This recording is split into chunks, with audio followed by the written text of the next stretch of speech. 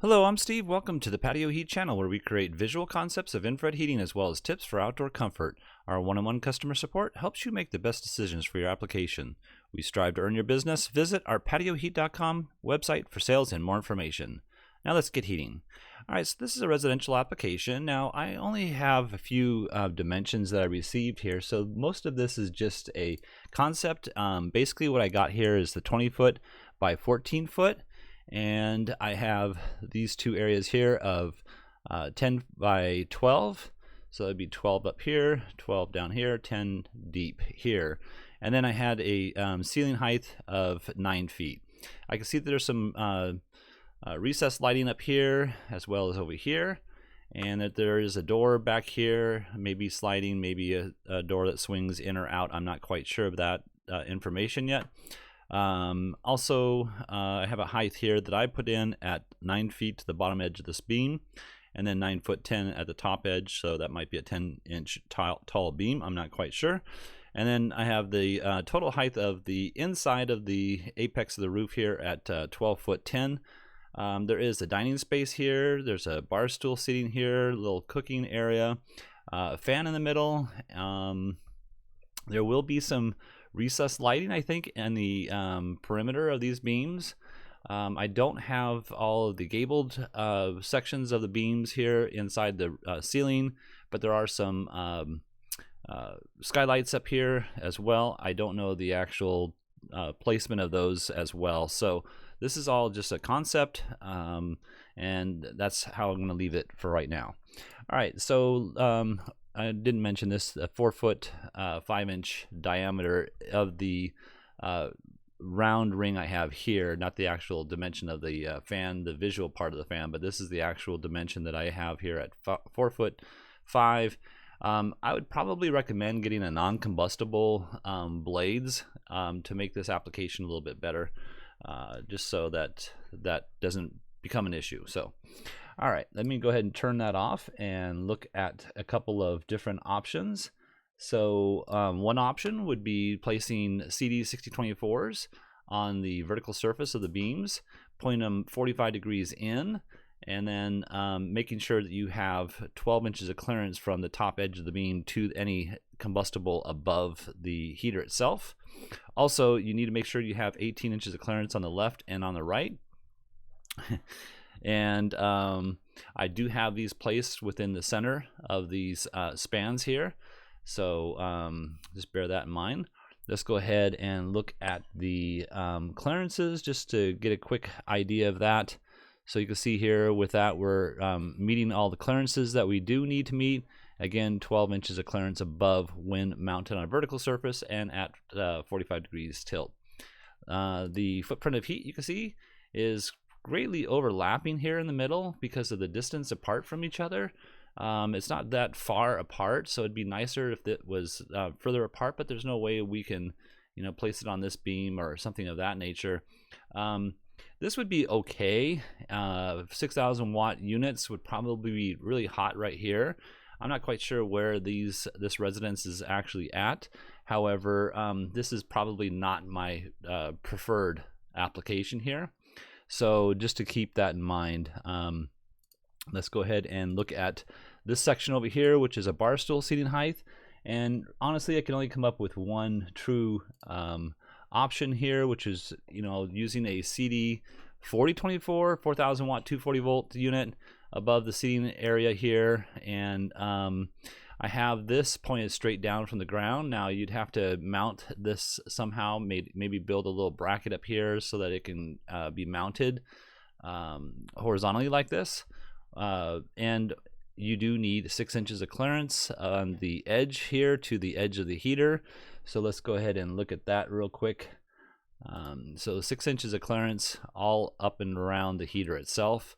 I have it at the same elevation as the bottom of the beam here, the bottom of the heater, so that way we meet the clearances below the heater itself.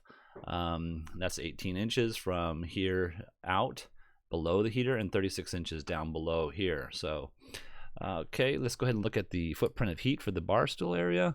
And at bar stool seating height, you don't want to be too hot, so this is, you're sitting much closer to the heater itself.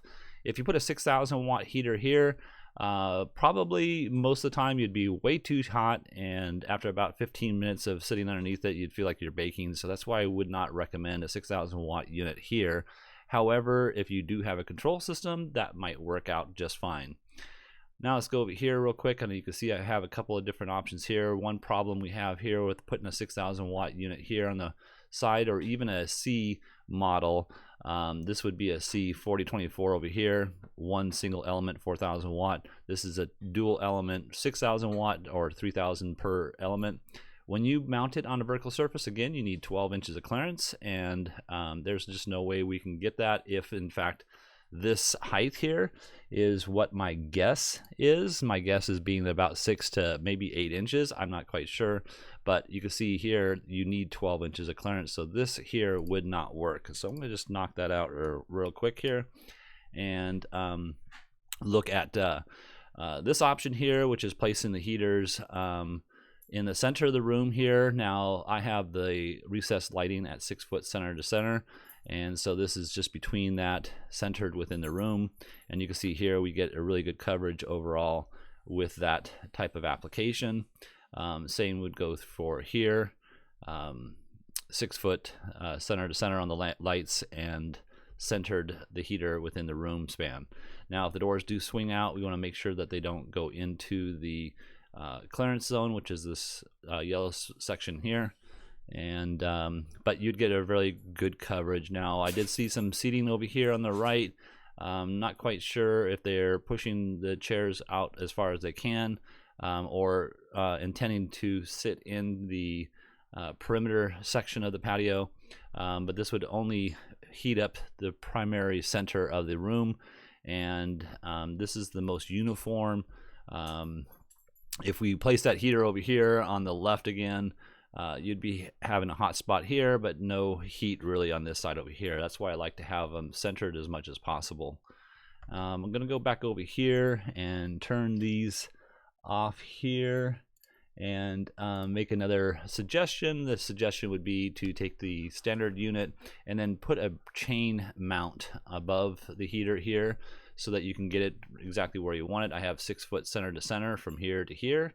And then looking at that clearance issue, the clearance still is a issue here. That's why I'm saying you probably would want to have non-combustible fan blades or steel fan blades.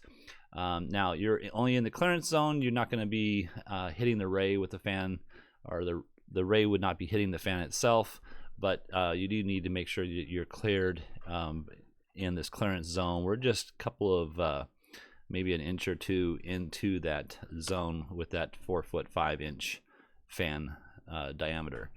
So this is centered, and again 6 foot center to center this direction from here to here, and you can see we got nice overlapping and a nice uniform coverage throughout this whole entire span here.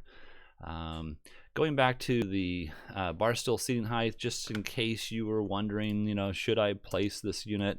Let's go inside here, maybe a few inches. So we got about 16. Let's go 22 inches should be the clearance zone. Nope, we still got another 6 inches to go. And let's see here. So that would be the only way you can mount it again. Now, if you're sitting here at the bar stool, you're not receiving all the heat that you would really want to. You're not underneath the heater as well as you would like to be. It would work, but this would probably be, you know, visually this would be the best application, but functionally it'd be best to have it out here. So I'm just going to leave it at that. And again, not knowing where these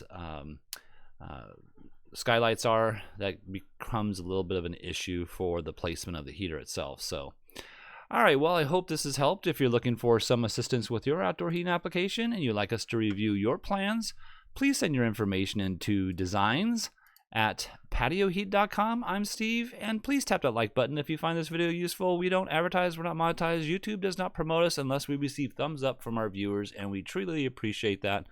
Have an excellent day.